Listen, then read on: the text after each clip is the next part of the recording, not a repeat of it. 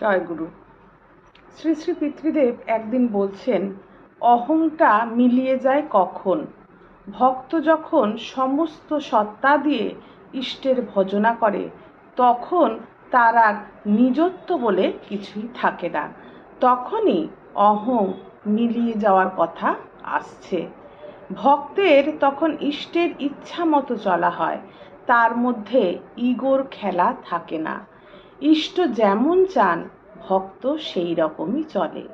ইষ্টের will তার মধ্যে ক্রিয়া করে, জীবজগৎ তা অনুভব করে, তাই সকলে আকৃষ্ট হয়। ভক্ত ইষ্টময় হয়ে গেলে সত্য রজ তম তার মতো করে সব প্রকট হয়ে ওঠে। এগুলো নিয়ে সে খেলা করে, এগুলির ঊর্ধ্বে থাকে সে। এগুলির ঊর্ধ্বে না থাকলে সত্য রজ তম নিয়ে লীলা বা খেলা করবে কিভাবে? জয়গুরু।